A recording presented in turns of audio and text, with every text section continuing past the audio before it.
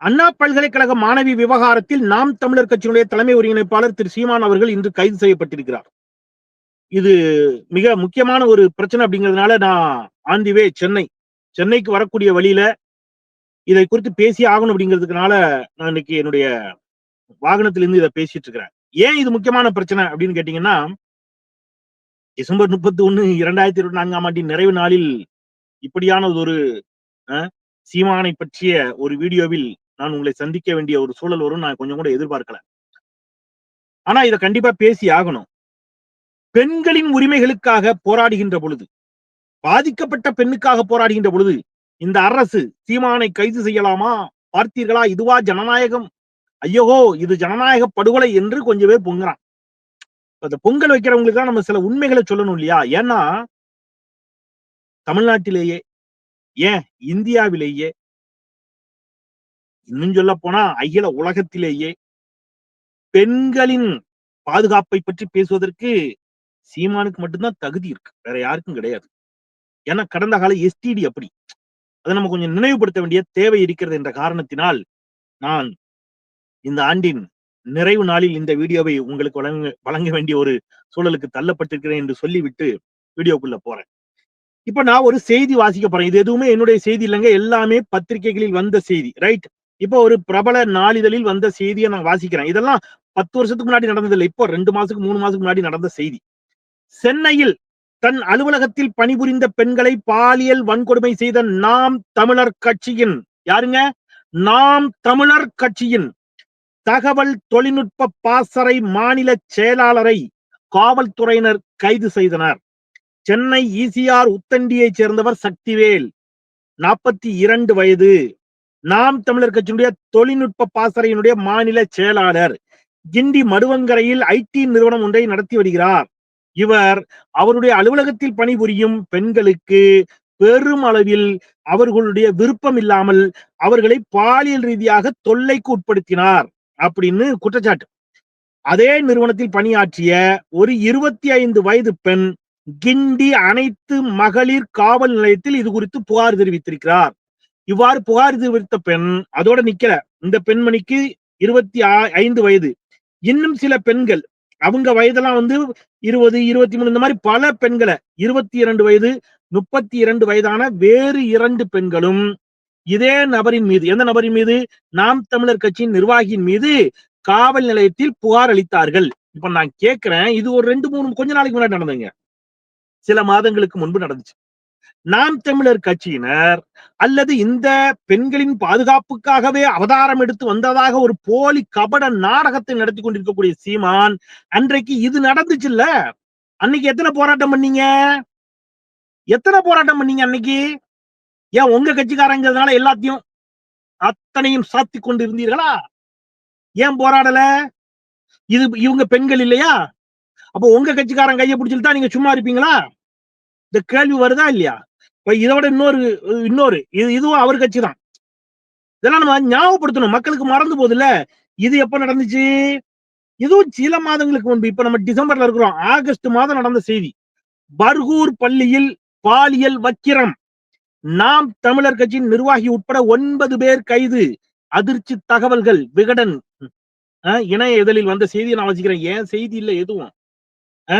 அவனை அது இதே மாதிரி அன்னைக்கு இந்த நாம் தமிழர் கட்சி நிர்வாகியை பிடிச்சி காலை உடைச்சாங்க. ரைட்டா?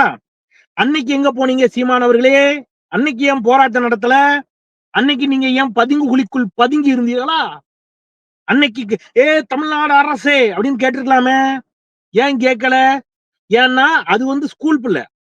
இந்த பிள்ளை கிருஷ்ணகிரி மாவட்டம் பர்கூருக்கு அருகே கந்திக்குப்பத்தில் செயல்பட்டு வரும் தனியார் பள்ளியில் ஆகஸ்ட் மாசம் கடந்த 5ஆம் தேதி முதல் 9ஆம் தேதி வரை என்சிசி பயிற்சி முகாம் நடைபெற்றது. பள்ளி வளாகத்தில் நடைபெற்ற இந்த முகாமில் 17 மாணவிகள் கலந்து கொண்டார்கள். ரைட்டா? இந்த 17 மாணவிகள் கலந்து கொண்ட இந்த முகாமில் 13 வயதான சின்ன புள்ளடா. டேய் நீங்களாம் நாம் தமிழர் கட்சியினர் பேசுறதுக்கு உங்களுக்கு துப்பு இருக்கான்னு நான் கேட்கிறேன். 13 வயது சிறுமிய உங்க கட்சிக்காரன் பாலியல் ரீதியாக தொல்லை கொடுக்குறான். அந்த பொண்ணு போய் அந்த தாளாளரிடம் முறையிடுகிறாள். அந்த தாளாளர் இதை அப்படியே விட்டுருமான்னு சொல்றான். அதன் பிறகு அந்த குழந்தைக்கு உடம்பு சரியில்லாம போது அவங்க பெற்றோர் மருத்துவமனைக்கு கூட்டு போகும்போது தான் தெரியுது அந்த குழந்தை பாலியல் ரீதியாக வந்து தொல்லைக்கு உட்படுத்தப்பட்டிருக்கிறார் அப்படின்னு சொல்லி அதன் பிறகு காவல் நிலையத்துல புகார் தெரிவித்து அதன் பிறகு அவனை கைது பண்றாங்க. அந்த வழக்குல இப்ப இவன் கைது பண்ணப்பட்ட மட்டுமல்ல, இவன் சிவராமன் நாம் தமிழர் கட்சியைச் சேர்ந்த சிவராமன் என்பவரை காவல்துறை கைது செய்தது. உடனே நீங்க என்ன பண்ணீங்க? சிவராமனை நாங்க கட்சியை விட்டு நீக்கிட்டோம்னு சொன்னீங்க. அவ்வளவுதான். கட்சியை விட்டு நீக்கிறதா உங்க அதிகபட்ச நடவடிக்கை இல்லையா? இதுக்கப்புறம் இதே வழக்குல இன்னும் 2, 3 பேரை கைது பண்ணாங்க. கிருஷ்ணகிரி பாலியல் வழக்கு நாம் தமிழர் கட்சியின் மேலும் ஒரு முன்னாள் நிர்வாகி கைது. முன்னாள் நிர்வாகினா ஏதோ நீக்கப்பட்டவன் இல்ல. இந்த பிரச்சனை வந்த உடனே இவங்க நீக்கினாங்க. நீங்க மனசாட்சியோட பேசணும். இப்ப அன்னைக்கெல்லாம் நான் என்ன கேக்குறேன்? இப்ப பர்கூர்ல அந்த மாணவி பாதிக்கப்பட்டுச்சுல, ஒரு குழந்தை சிறுமி தானே. சீமான் ஏன் போராட்டம் நடத்தல? ஏன் நடத்தல? கள்ளக்குறிச்சியில ஒரு மாணவி மர்மமான முறையில் மாண்டு போன போது ஒரு பெரும் போராட்டம் அடித்ததே. நாம் தமிழர் கட்சி தமிழ்நாடு முழுவதும் பெரிய போராட்டம் நடத்துறீங்களா? ஏன் நடத்தல? நீங்க அதுக்கெல்லாம் நடத்தல. அதுக்காக இதுக்கு ஏன் நடத்துறீங்க நான் கேட்க வரல. ஆனா நீங்க இதுக்கு நடத்துங்க. Well and good. எப்ப? காவல்துறை 3 மணி நேரத்தில் குற்றவாளிகளை கைது செய்த நிலையில். அவனுக்கு மாவு கட்டு போட்டிருக்கு. இப்ப விஜய் அவர்கள் நேத்து ஒரு போராட்டம் அப்படின்னு அறிவிச்ச உடனே நீங்க இன்னைக்கு வேக வேகமா ஓடிடுறீங்க. இந்த கொடூரம் அரங்கேறியது இன்னைக்கு. ஒரு போராட்டத்தை எப்ப பண்ணுவோம்? உண்மை குற்றவாளிகள் கண்டறியப்படவில்லைன்னா போராடலாம். குற்றவாளியை கண்டுபிடிச்சு கைது பண்ணியாச்சு. எஃப்ஐஆர் எப்படி ரிலீஸ் ஆச்சுங்கிறதுக்கு ஒன்றிய அரசினுடைய முகமை அவன் விளக்கம் கொடுத்திருக்கிறான். இப்ப நான் என்ன கேக்குறேன்? பெண்களுடைய கண்ணியத்தை பற்றி பேசுவதற்கு மரியாதைக்குரிய திருவாளர் சீமான் அவர்களுக்கு என்ன தார்மீக உரிமை இருக்கிறது? கேட்கணுமா இல்லையா? எப்படி? பிசிறு. யார? சொந்த கட்சியை சேர்ந்த பெண்ணை பிசிறு. அவ ஒரு பிசிறு. நீங்கள் பெண்களின் கண்ணியத்தை பற்றி பேசுகிறீர்களா? உங்கள் மீது ஒரு பெண் புகார் கொடுத்தார். நான் இதுவரைக்கும் எங்கேயும் அதை பேசினதே இல்லை. வீடியோல எல்லாருக்கும் தெரியும். தமிழ் கேள்வியை தொடர்ந்து பார்ப்பவர்களுக்கு தெரியும். நான் பேசினதே இல்லை. இன்னைக்கு கூட நான் அதை பத்தி ஏன் பேசுறேன் தெரியுமா? அந்த பெண் புகார் கொடுத்ததை தொடர்ந்து காவல் நிலையத்தில் ஆஜராவதற்கு உங்களுக்கு சம்மன் அனுப்பப்பட்டுச்சு. நீங்க என்ன பண்ணீங்க? நேரா போய் காவல் நிலையத்தில் ஆஜராகி உங்க தரப்பு விளக்கத்தை கொடுத்துருக்கணும். ஆனா பெரும் படையை திரட்டி கொண்டு போனீங்க. உங்க கட்சி பெண்கள், உங்களுடைய வாழ்வினையர், மரியாதைக்குரிய உங்களுடைய வாழ்வினையர், அந்த சகோதரியை நீங்க அழைச்சிட்டு போனீங்க. சகோதரி, உங்களுடைய வாழ்வினையரை நீங்க அவங்களையும் பக்கத்துல வச்சுட்டு உங்களுடைய வாழ்வினையரை அருகில் வைத்துக் கொண்டு உங்கள் கட்சியைச் சேர்ந்த சகோதரிகள், பெண்களை, நிர்வாகிகளை எல்லாம் அருகில் வைத்துக் கொண்டு நீங்க அன்னைக்கு என்ன சொன்னீங்க? போலீஸ் ஸ்டேஷன் வாசல்லே வச்சு என் பொண்டாட்டி கேக்குறா, இந்த கொள்ளையில இத்தனை பொம்பளைங்க இருக்கும்போது உனக்கு வேற ஒரு பொம்பளையே கிடைக்கலையான்னு கேட்டா என் பொண்டாட்டின்னு சொல்லி ஹான்னு சிரிச்சீங்க. இதுதான் நீங்கள் பெண்களின் கண்ணியத்தை காக்கும் லட்சணம். அப்படிதான் பேசுவீங்களா? சுத்தி பெண்களை வைத்துக் கொண்டு இப்படிதான் பேசுவீங்களா? உங்கள் மீது சொல்லப்பட்ட குற்றச்சாட்டு தவறுனா தவறுன்னு சொல்லுங்க. 2 பேரும் காதலிச்சிருப்பீங்க. அது நீங்களே ஒத்துக்கிட்டீங்க இல்லையா? அதன் பிறகு நீங்க கருத்து வேற்றுமையாலோ அல்லது வேறு ஏதோ காரணத்தினால அது உங்க பர்சனல், அவங்க பர்சனல், நான் அதுக்குள்ள போக விரும்பல. நீங்க அவங்கள திருமணம் முடிக்கல, விட்டுருங்க. இப்ப அவங்க உங்க மீது ஒரு புகார் சொல்றாங்கன்னா, நான் சட்டப்படி சந்திப்பேன்னு பேர வேண்டியதானே? இந்த கொள்ளையில இத்தனை பொம்பளைங்க இருக்கும்போது உனக்கு இவதான் கிடைச்சாலான்னு சொல்ற வார்த்தை இருக்குல்ல, அது பெண்களை கண்ணியப்படுத்தும் வார்த்தையா திரு சீமான் அவர்களே? நீங்க பேசலாமா? கிளம்பி வந்திருக்கீங்க பாருங்க. வீரலட்சுமி என்ற ஒரு சகோதரி ஒரு அரசியல் களத்தில் இருக்கிறார். உங்களுடைய அரசியலுக்கு எதிராக அவர் சில நகர்வுகளை செய்கிறார். அவர் உங்க அரசியலை எதிர்க்கிறார். அது அவருடைய உரிமை. நீங்க என்ன சொன்னீங்க? அவ என் தொடத்தண்டி. அவ என் சொன்னீங்களா இல்லையா? தொடத்தண்டி. இதுதான் நீங்க பெண்களுடைய கண்ணியத்தை காக்கும் லட்சணம் இல்லையா? உங்களுக்கு எல்லாம் ரைட்ஸே கிடையாது சீமா. பெண்களின் கண்ணியத்தை பற்றி பேசுவதற்கு உங்களுக்கு எந்த ரைட்ஸும் கிடையாது. உங்கள் கட்சியை சேர்ந்த நிர்வாகிகளினுடைய ஆடியோக்கள் வெளியாச்சுல்ல, சொந்த கட்சியை சேர்ந்தவர்களை அவ்வளவு ஆபாசமாக மிரட்டினார்கள் அல்லவா? நீங்க என்ன நடவடிக்கை எடுத்தீங்க? சொல்லுங்க, மனசாட்சிப்படி சொல்லுங்க. சொந்த கட்சியை சேர்ந்த நிர்வாகியினுடைய வீட்டு பெண்களை பச்சையா திட்டின ஆடியோ வெளியாச்சு. காதுல பஞ்சு வச்சு அடைச்சுக்கிட்டு பதுங்கு புலிக்குள்ள குப்புறப்படுத்து கிடந்தீங்களா? அதாவது நான் திருப்பி சொல்றேன், அண்ணா பல்கலைக்கழக மாணவி விவகாரத்துல நீதி கேட்பதற்கான தார்மீக உரிமை சீமானுக்கு கிடையாது. ஏன் தெரியுமா? நீங்க அதை விட 1000 குற்றச்சாட்டுகளுக்கு உள்ளாகி இருப்பவர். பொள்ளாச்சி சம்பவத்தின் போது எங்க இருந்தீங்க நீங்கெல்லாம்? எங்க போனீங்க? ஸ்னோலின் வாயில் துப்பாக்கியால் சுடப்பட்ட பிறகு தூத்துக்குடிக்கு வருவதற்கு நீங்கள் மறுத்தீர்கள் என்று உங்கள் கட்சியைச் சேர்ந்த வியனரசு குற்றம் சாட்டினார். அதுக்கு பிறகுதான் சித்தப்பா எடப்பாடி பழனிசாமி சிறப்பான ஆட்சியை தருகிறார் என்று சொன்னவர் நீங்க. நீங்க பேசலாமா நீங்கெல்லாம்? இன்னைக்கு திடீர்னு உடையுதான் உருளுதாங்கிற மாதிரி இன்னைக்கு திடீர்னு உங்களுக்கு எல்லாம் பெண்களின் கண்ணியத்தை காக்க வேண்டும் அல்லது பெண்கள் பாதுகாப்பாக வாழ வேண்டும் என்று இங்கே ஆண்டாண்டு காலமாக போராடி கொண்டிருப்பவர்கள் இருக்கிறார்கள். அவர்கள் இந்த அரசை நோக்கி ஆயிரம் கேள்விகளை எழுப்புவதற்கு உரிமையானவர்கள். நான் இந்த அரசை நோக்கி ஏன் கேள்வி எழுப்புகிறீர்கள் என்பது அல்ல என் கேள்வி. இந்த அரசை நோக்கி நீங்க எவ்வளவு வேணாலும் கேள்வி எழுப்புங்க. இந்த அரசுக்கு எதிராக நீங்க ஆயிரம் போராட்டங்களை நடத்துங்கள். ஆனால் அதை நடத்துவதற்கு முன்பாக இதற்கு முன்பு உங்களுடைய ஹிஸ்டரி என்ன, உங்க வரலாறு என்ன, அதை சொல்லிட்டு வாங்க. சென்னையில கலாஷேத்ரா மாணவிகள் போராடினாங்களே, நாம் தமிழர் கட்சி களத்துக்கு வந்துச்சான்னு கேக்குறேன். கலாஷேத்ராவின் பொழுது ஏன் நாம் தமிழர் கட்சி களத்துக்கு வரல? அங்கே மாணவிகள் தாங்கள் பாதிக்கப்பட்டதாக சொன்னாங்களே, ஏன் இன்னைக்கு வரல? சென்னையில ஒரு பிரபலமான பள்ளி, அங்கே ஒரு மாணவி ஆசிரியரால் பாலியல் ரீதியாக தொல்லைக்கு உட்படுத்தப்பட்டதாக சொன்னபோது வரிசையா அடுத்தடுத்து மாணவிகள் புகார் கொடுத்தார்கள் அந்த ஆசிரியர் மீது. அன்னைக்கு சீமான் எங்கு போனார்? எங்க போனீங்க? ஏன்னா அந்த பள்ளி பாஜக நிர்வாகி ஒருவரோடு தொடர்பில் இருப்பதாக சொல்லப்படும் பள்ளி. பிறப்பிலேயே தான் புத்திசாலி அப்படின்னு நினைக்கிற ஒருவருடைய பள்ளி. அப்ப நீங்க அதை பத்தி பேச மாட்டீங்க. கலாஷேத்ரா பத்தி பேச மாட்டீங்க. ஏன்னா கலாஷேத்ரா என்ன அப்படிங்கிறது உங்களுக்கு நல்லா தெரியும். கள்ளக்குறிச்சி மாணவியினுடைய மர்ம மரணத்தை பத்தி நீங்க போராட மாட்டீங்க. ஏன்? ஏன்னா அந்த பள்ளியை நடத்துறவர் பாஜகவின் நிர்வாகி அப்படிங்கிற தகவல் வெளியே வந்துச்சு. அப்ப அதெல்லாம் நீங்க வாயே திறக்க மாட்டீங்க. இப்ப இந்த நிர்வாகி எங்கனையோ வர்ற வழியில அப்படியே ஒரு போராட்டம். உடனே வள்ளுவர் கோட்டத்தை தாண்டி போற வழியில நிர்வாகிகளை கூட்டு வச்சு ஒரு போராட்டம். என்னது இப்ப இந்த போராட்டத்துக்கான காரணத்தை நான் சொல்லட்டுமா? எங்கனையாவது பொதுக்கூட்டத்துக்கு போற வழியில அல்லது எங்கேயாவது போற வழியில, இப்ப நான் எங்கேயாவது போனா ஒரு 4 பேர் பாக்குறாங்கன்னா அடையாளம் தெரிந்தவர்கள் நல்லா இருக்குங்க உங்க ஸ்பீச்னு கேட்டு அதுல 4 பேர் பாக்குறாங்கன்னா அதுல யாரோ ஒருத்தரோ 2 பேரும் நினைச்சுறாங்க பார்த்து அவங்களுக்கு விருப்பம் இருக்கும்போது செல்ஃபி எடுத்துக்கிறாங்க. இப்ப யாருன்னு தெரியாது, எடுக்கிறாங்க. அப்போ நம்ம கூட இத்தனை பேர் எடுக்கும்போது ஒரு அமைச்சர்களோடு செல்ஃபி எடுப்பாங்களா மாட்டாங்களா? செல்ஃபி எடுத்ததுக்கு எல்லாவற்றிற்கும் இவர்கள் தான் குற்றவாளி கூண்டில் ஏற்றப்படும்னா இப்ப நீங்க உடனே எங்க கொண்டு நிப்பாட்டுறீங்க? இப்ப அமைச்சர் மாசுவோடு அந்த குற்றவாளி வந்து இருக்கிற மாதிரியான ஒரு புகைப்படம் வெளியாயிடுச்சு அப்படின்ன உடனே இப்ப நீங்க எல்லாம் போராட்டத்துக்கு வர்றீங்கல்ல, உங்கள் மீதே நேரடியாக குற்றம் சாட்டப்பட்டுச்சு. அப்ப எங்க போனீங்க எல்லாரும்? நான் திருப்பி சொல்றேன், எந்த இடத்திலும் அண்ணா பல்கலைக்கழக மாணவி விவகாரத்துல தமிழ்நாடு அரசை எதிர்த்து நீங்க போராட்டம் நடத்தாதீங்க என்றோ அல்லது காவல்துறை கண்டிக்காதீங்க என்றோ நான் சொல்லவே மாட்டேன். ஆனால் அதை செய்வதற்கு சீமானுக்கு உரிமை இல்லை. சீமான் நடத்துவது கபட நாடகம். தன் சொந்த கட்சி பெண்களை கட்டவார்த்தையில திட்டுறாரு. ஒரு சொந்த கட்சி நிர்வாகி என்ன சொன்னாரு?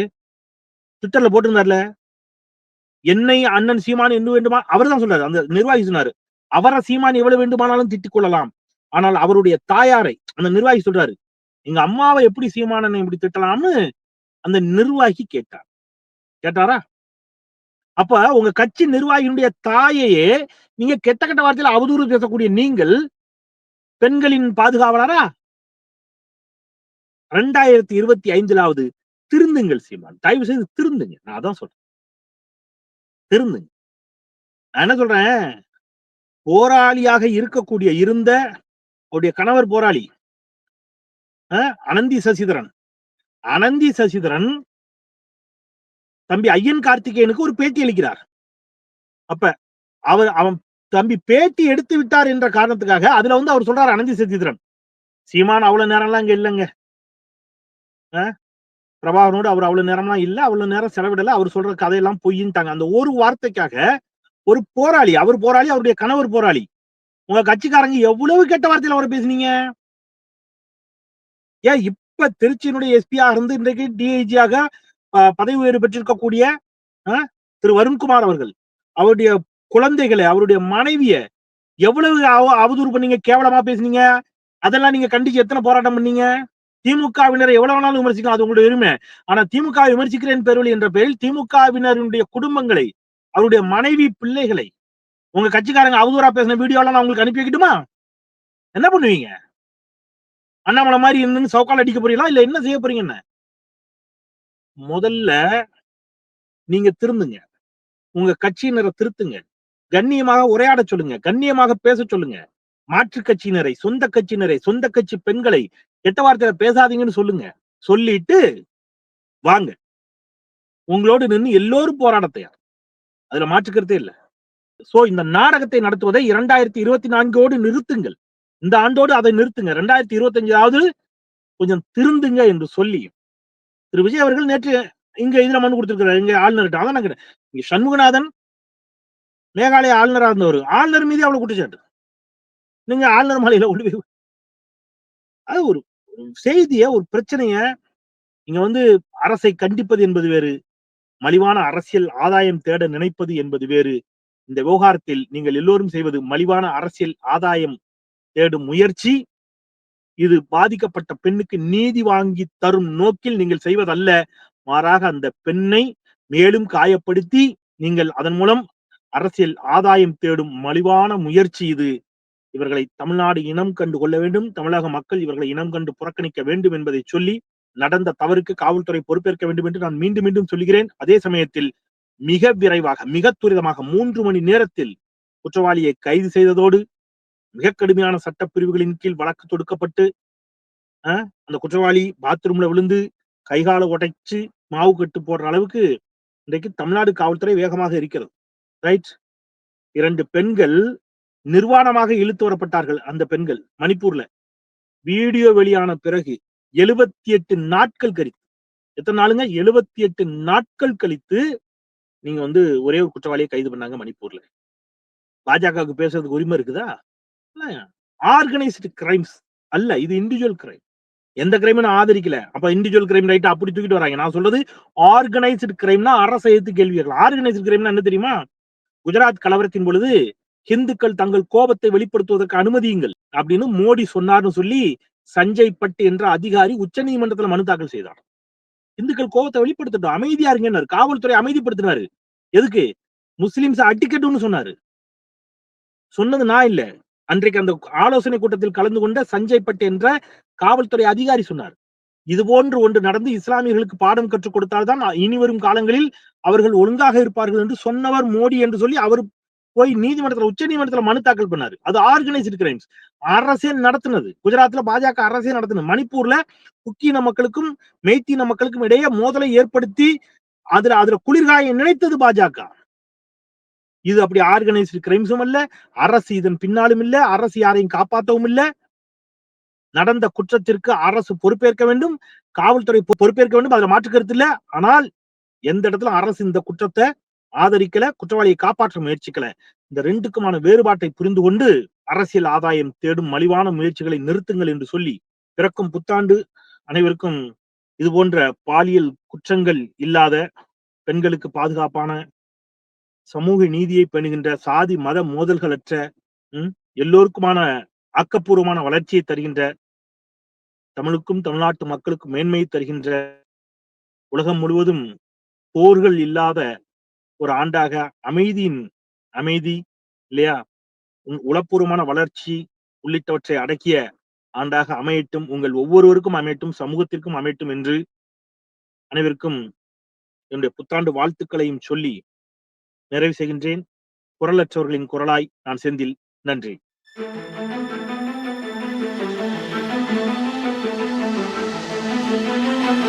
Thank you.